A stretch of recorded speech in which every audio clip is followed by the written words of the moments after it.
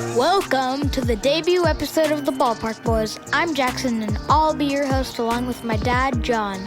And we are officially ready to get this Ballpark Boys party started. The Ballpark Boys.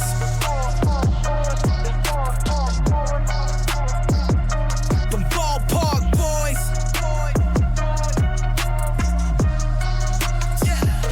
The Ballpark Boys. Well, here we go. It's the debut episode of the Ballpark Boys. I thought we were going to do that at the same time. Want to try it again? Yeah. The debut episode of the Ballpark Boys. There we go. Going live January 1st, 2026. As of this date, we have visited how many ballparks? Do you know off the top of your head? No. 45 ballparks. That's Major League, Minor League, Frontier League, Cape Cod League, some NCAA in there too. We've seen games in how many countries? 3? Not yet. Just 2 so far. Oh. Which ones are they? Cape Cod and... Oh, boy. Oh, Canada and America. There we go. Yep. And 17 American states. And this is just kind of one of those things that spawned into existence because we'd been to a bunch of ballparks, right? Yeah. And it's something that just kept coming up in conversations, and people would always think that it was kind of cool. And we enjoy doing it. Well, at least I enjoy doing it. I think you do too. Yeah. Okay. And so we just kind of thought, hey, why not chronicle it? And we typically take some pics at games that we go to. And I started posting those on Instagram like 6 months ago at the Ballpark Boys, if you want to see them. And just last month, we were talking about it and said, hey, why not do a podcast? So here we are, and at the very least, we're creating something that I can listen back to when I'm an old man. I can enjoy it and hear your little kid voice, because I'm sure it's not going to be this cute for long, dude. Probably not. Probably not, yep. But I do want to be clear about what this podcast is not. It's not really about baseball. There are a ton of baseball podcasts out there that talk about things like stats and trades and news and odds. And I'm actually just kind of guessing what those podcasts are about because I've never listened to one because that sounds super boring. This is just about kind of the fun side of baseball. Like, I've liked baseball since I was a kid, but I'm far from an expert. There are huge gaps in my baseball knowledge, players, history, strategy. Honestly, what I like most about baseball is going and sitting outdoors, drinking a beer, watching a game. It's just fun to go to a game and try some new foods and see how each team and each community and each ballpark kind of brings their version of fun to the table. And then 10 years ago, this kid, Jackson, came along, and I realized I could experience all of that stuff, minus the beer, with him. So I dragged him along for the first few years before he really had a choice. I got him ice cream, and he was happy. But these past couple of years, I feel like you've kind of started liking baseball too. Yeah. And playing in Little League, which I coach, and maybe we'll talk about that a little bit. But Jackson, is it fair to say that you've come to enjoy the experience, the adventure of traveling around to these ballparks? Yeah, I have. Well, I'm very happy to hear that. And I think by kind of coming up with this casual quest to see games in as many ballparks as possible, we found our way to corners of the country that we never otherwise would have made it to. Like, I can't imagine a whole lot of reasons that I would have ever gone to Corpus Christi, Texas, but we went to go see the Hooks play, which was a great game. And that same day, we got to go boogie boarding on South Padre Island. You remember that? I think so, yeah. Yeah, that was pretty fun. And we stopped by Buc-ee's, which is what? Describe Buc-ee's. Gas station, Walmart. It's like a gas station on steroids. It's an amazing experience if you've never been. And that element of adventure is really what this is about for me more than anything. And perhaps, who knows, maybe we'll inspire some others to go find their own adventure, whether it's a road trip across the country or just an afternoon drive a county or two over. So, Jackson, you're at this magical age where baseball really is kind of magic. And not only that, I've said this to you time after time, but you were born in LA, raised in LA. You decided on your own to be a Dodgers fan, and you've now watched your favorite team win back-to-back World Series with arguably, in Shohei Ohtani, the most iconic player to ever play the game. So, Jackson, let's talk about this Christmas gift that you got, which this year was the big present. What was it? A baseball camp at Dodger Stadium. A baseball camp at Dodger Stadium. Like, I can't even fathom being a kid, being your age, being 10 years old, and playing on the field where my favorite major league team played. It was really cool. Yeah, to say the least. And how many days was it? 2. 2 days. Saturday and Sunday. And we got there in the afternoon, and you got your purple wristband. And then what happened when you got out onto the field? We started doing our stretches before we officially started anything on Dodger Stadium. Then we did like a practice game with foam balls and a plastic bat. Pretty cool. Yeah. You're out there swinging, taking shots, trying to hit it over the fence at Dodger Stadium. It was cool. We were in the outfield the entire time. Well, except the times you disappeared. To the bullpen and the batting cages. And what did you do in there?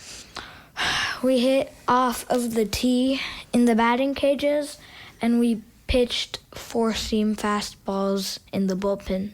Like real major league distance in the bullpen? Yeah. How was that compared to little league distance? I mean, I was throwing strikes. Oh, wow. So it worked. That's a lot of confidence there, huh? Yeah. Pretty cool experience, though, huh? It was hard, yeah. Was it cool. a good Christmas present, would you say? One of the best. One of the best. Well, hey, that's what it's all about. And we did get some quick videos from that weekend. If you want to check it out, it's on our TikTok at the Ballpark Boys. And also on TikTok, a collection of pics I took while Jackson was doing the camp. Dodger Stadium, a whole different vibe when it's like completely empty. And I took some pictures. You can check those out on TikTok as well. Where can they find us, bud? At The Ballpark Boys. The Ballpark Boys. In a few minutes, we'll be joined by the guy who basically runs baseball in Palm Springs. But first, let's take a trip to another California desert city where I went to see my very first baseball game. All right, so more than 10 years of going to baseball games together. And the day it all began, Jackson, was July 25th, 2015. The Stockton Ports at the Lancaster Jethawks. Do you remember that game? Not at all. No, you were like 4 months old, so that makes sense. Sadly, the Jethawks played their last season in 2020. They're no longer a team. They were a victim of Major League Baseball's reorganization. They folded after 24 seasons. But, you know, living in the San Fernando Valley, they were the closest minor league team we had, and the games were really fun. I'll tell you about them, Jackson, since you don't really remember the game. They were named because the city, Lancaster, has an association with the aerospace industry. And so they played their games at a place called The Hangar, like where you park an airplane. And there was an F-18 Hornet that was right in front of the ballpark as you walked in. It was pretty cool to see. Big, like, fighter jet.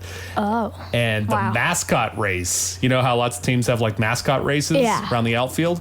The Jethawks mascots that raced were astronauts. So John Glenn and Neil Armstrong. Wow. Yeah, fun, right? Yeah. But, you know, I'm happy we got to experience it. You don't remember it, but that was officially your first game. And you and I, Jackson, we're the Ballpark Boys, but occasionally Mom comes along to the games with us. Yeah. Every now and then, right? She was actually there at that first game, which I kind of love that she was there at the first game.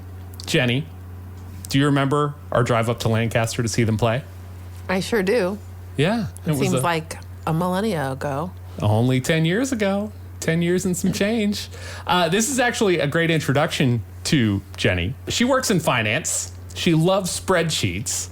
And she is very good at what she does. And we're planning to make her a regular feature here on the Ballpark Boys podcast.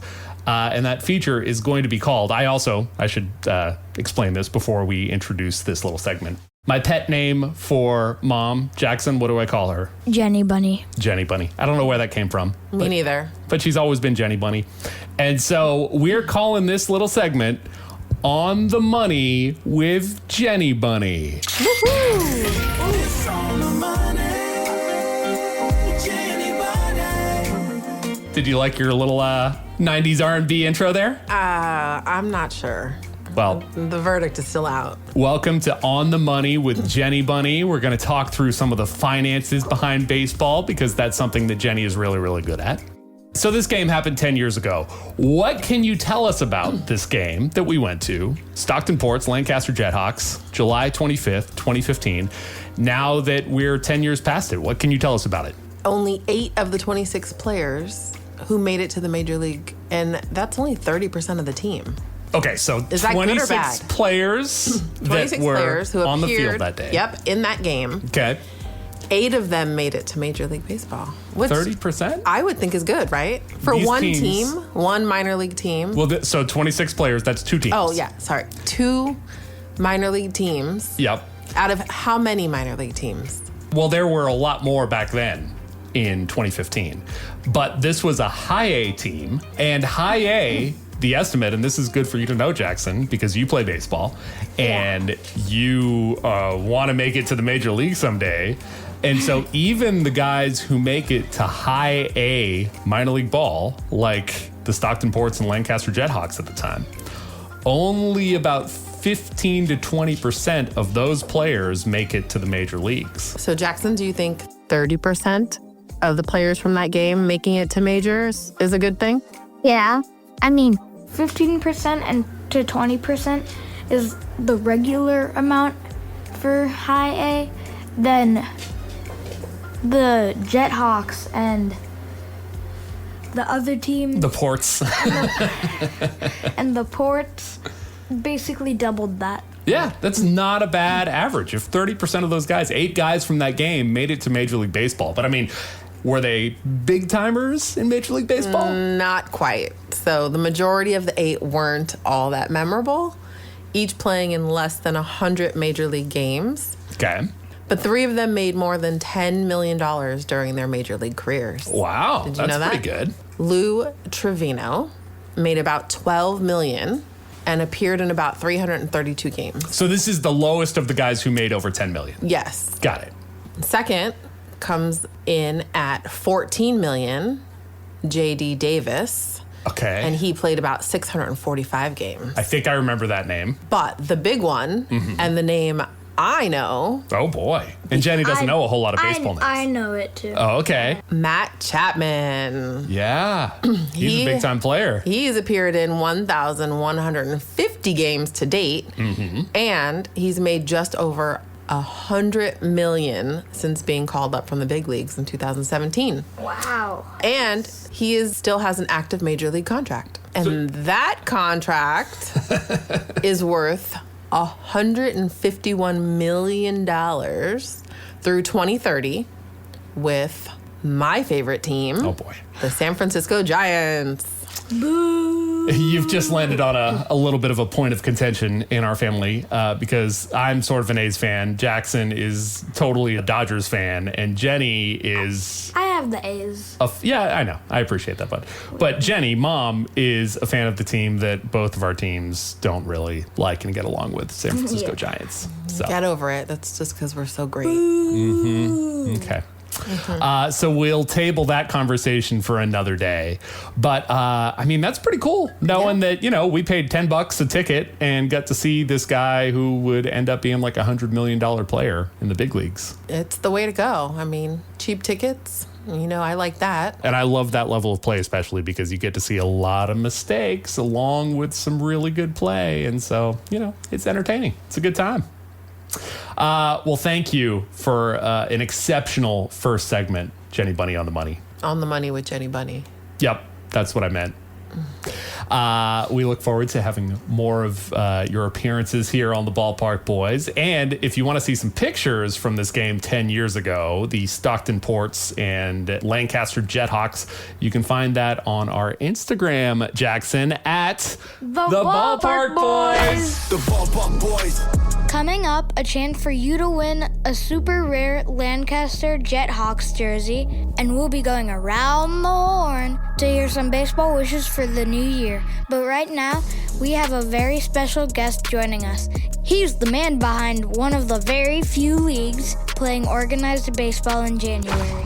My name is Andrew Starke. I'm the president of Power Baseball. Power Baseball is a player development and sports entertainment organization based in Palm Springs, California.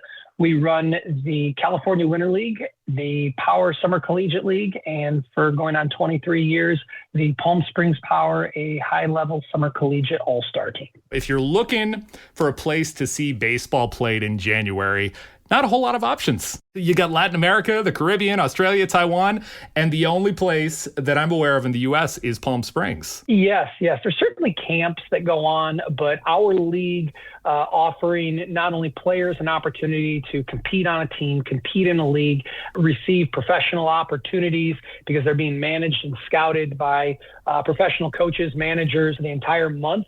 This is a spot, Palm Springs, California. We got great weather, average temperatures, right about 70 degrees in January and February. So Palm Springs Stadium is a pretty historic place. It's where the Angels used to have spring training. Sure. When anybody comes out here, it's kind of like going to minor league spring training where you see lots of different teams and lots of players. And we'll probably have 200 players out here, guys just graduated from college, guys who've played a season or two in minor league or independent partner league baseball that are coming out here to get ready for the next season and get their next job opportunity. And those games are so much fun to watch when guys are competing at that level, right? It's a lot of raw talent. You also see some mistakes. It can be a whole lot of fun to see take place and take form on the field.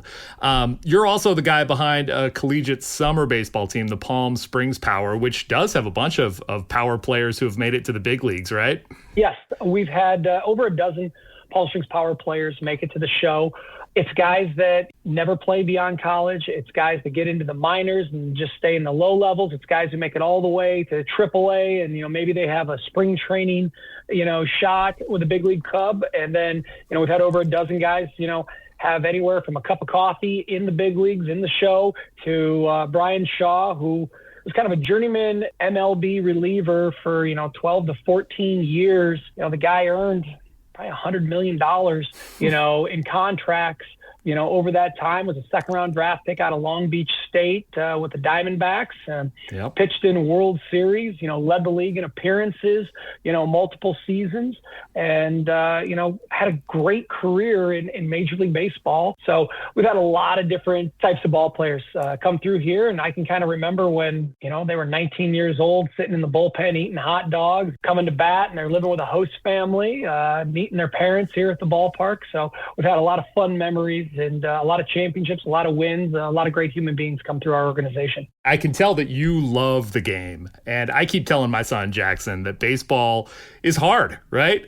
And I'd imagine the work that you do to run the California Winter League and Palm Springs Power is hard work. What inspires you to keep at it with this game? Well, I love the game. I love helping young men achieve their goals. We don't achieve their goals for them. We create a platform for them, and they've got to be the ones who hit the ball, throw the ball, field the ball, and really dominate a game when the right person is watching. That's how you get signed to a professional contract, is by dominating an aspect of the game at the right opportunity. And I like, being able to provide that platform. It gives me a fun job where I get to be around people with similar interests that I have. We have a common goal. We have fun. And I know that there are a lot of people in that Palm Springs area who, between Palm Springs Power and the California Winter League, going to games is a great experience there at Palm Springs Stadium. And, see it as this podcast is the Ballpark Boys. What can you tell us about the ballpark experience there? It's like taking a step back in time. When you're coming in the stadium, it doesn't have all the brand new bells and whistles that the beautiful new stadiums have. You come into Palm Springs Stadium, you're going to see pictures, 1960, presidents that were sitting in the grandstands here. You're going to walk up the ramp and you're going to see the field, and there's no turf, no sport turf on it. It's natural grass. Wow. We don't get a lot of rain, so it kind of works out for us. Yep. You're going to smell the grills and the hot dogs and the burgers. You're having fun, and the kids are running around, and it's a safe, fun environment. It's that old school nostalgia baseball where you're close. If a player doesn't agree with an umpire, you can hear what they say. They're in the seat in the house, and you can't hear the conversation between the umpire and the player. And I think that's something that the fans like. You're not far away. You're right on top of the action. and there's always something going on. Absolutely. And I loved what you said about kind of the nostalgia. And I feel like in a place like Palm Springs, where nostalgia, you're surrounded by it, right? In so many different forms, having the ballpark be part of that, I think is so fitting, so perfect. It is a very historical location. It's in the heart of downtown Palm Springs. We're right between, LA and Phoenix, and right in kind of more on the west end of the Coachella Valley. And it's a vibrant community we have out here. When people think about this area, they think about Coachella and Stagecoach, big festivals. But this stadium was here before all of it. Before there was a major PGA golf tournament, and Bob Hope was a sponsor of it, years and years ago. Palm Springs Stadium was the hub, and the city of Palm Springs, they're investing more money into the facility to really kind of keep its nostalgia, keep it up and operating so that it doesn't deteriorate. And that's something we certainly appreciate as a small business operating here, and our athletes and their families and their friends and our fans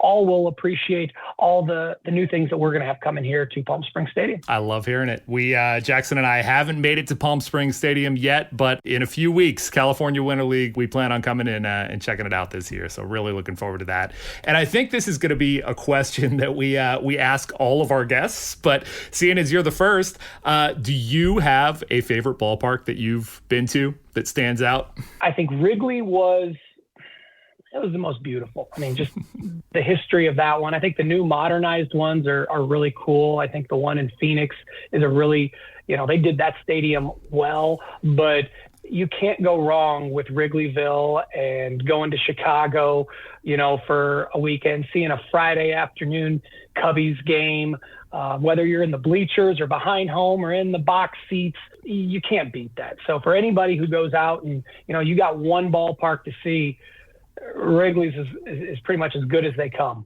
Got to be on the bucket list. CaliforniaWinterLeague.com is the place to check for the schedule, for more information.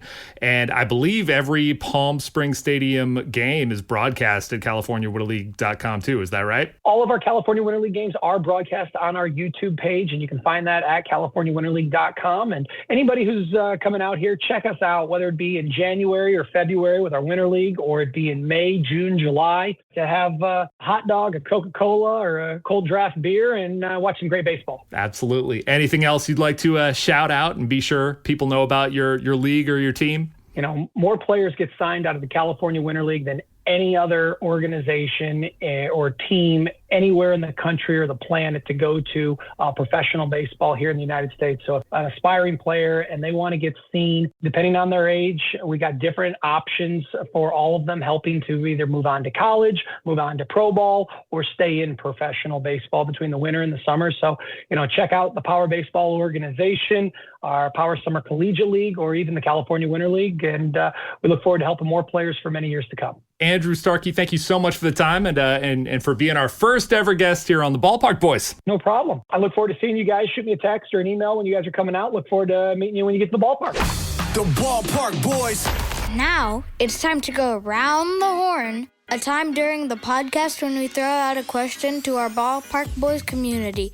Since the new year is just kicking off, we're asking what baseball wish you want to see come true in 2026. I love it. Let's start with Stacy in Pittsburgh. I speak on behalf of most Pittsburghers when I say the baseball wish we would need for 2026 is for the Pirates to just have a winning team. Steve in Miami. How about the Mets make an actual positive move this offseason instead of just breaking our hearts? Oh, we blew the season? We did that? We had the best record in baseball halfway through to the All-Star break, and then we just completely collapsed. But on top of that, we're going to get rid of the beloved Pete Alonso. And then on top of that, Brandon Nimmo. And then Diaz. And you know what? Forget Jeff McNeil. I'm happy about that one. Angelica from the Bay Area and Jenna from Norway had very similar wishes. In 2026, I want the baseball gods to give me the Dodgers three-peat, back-to-back-to-back World Series champs. The one and only baseball wish for 2026 is that the Dodgers win the World Series again. Woot woot. And our lovely Jenny Bunny. I wish for 2026 that the San Francisco Giants make it all the way. Boo. Boo. All right, now Jackson, what is your 2026 baseball wish? For the Dodgers to win back-to-back back-to-back World Series. Predictable. Yeah. My baseball wish for 2026. I'm really hoping that none of the games that we're planning on going to get rained out or canceled because of weather. We have a trip planned at the end of March, beginning of April, the Ballpark Boys, to check out games with the Charlotte Knights, Gwinnett Stripers, Atlanta Braves, Louisville Bats, Nashville Sounds, Memphis Redbirds, Rocket City Trash Pandas, Columbus Clingstones. That is 8 games in 8 days. Are you ready for it, Jackson? I have no words to describe. I mean, we will be all bundled up because I'm sure it'll be a little chilly out there, but I'm really hoping the weather cooperates beyond that throughout that trip. The Ballpark Boys. My dad has a Babe Ruth quote that he's going to end this episode with. But first, it's time for the giveaway. Woo! So you heard about our experience at a Lancaster Jethawks game back in 2015. The Jethawks, so sadly, no longer a team, but I think that means that we can officially call this giveaway rare. Do you agree, bud? I mean, jerseys aren't made by them anymore. Exactly. And this is a Jethawks jersey, size extra large. It's black with purple letters, kind of Colorado Rockies vibe. And we're going to give this out on TikTok. So between January 1st, 2026 and January 31st, 2026, follow us on TikTok. Like the Jethawks jersey giveaway post. It'll be pinned at the top, and then drop a comment. We'll select a winner at random from everyone who comments. You got to be 18 or older to enter, a U.S. resident. We're only going to send this to a U.S. address. 1 entry per person. Find the official rules at theballparkboys.com. First time doing this. I think that's all I need to say for this to be legal, but I guess we'll find out. So again, for your chance to win, connect with us on TikTok at The Ballpark Boys. All right, so I'm thinking that we will end every episode with a baseball quote. You like that idea, bud? Yeah, All right. it's solid. Well, this one comes from a guy named Babe Ruth. Do you know who that is, Jackson? Yes, actually. Yeah, how would you describe Babe Ruth? Famous. He is a very famous baseball player. One of the best to ever play the game. Kind of like the Shohei Ohtani of 100 years ago. He was really, really good. And I love this quote that's attributed to him. Listen up. He said, "Every strike brings me closer to the next home run." You like that? Yeah. Think about how that applies to life. Some wisdom that we can learn from the great Babe Ruth. Well, thank you so much for being here, listening all the way through this debut episode of the Ballpark Boys podcast. And we would love to hear from you. We are on Facebook, Instagram, TikTok, YouTube at the Ballpark Boys. And I guess we'll see you next time right here on The Ballpark Boys. The Ballpark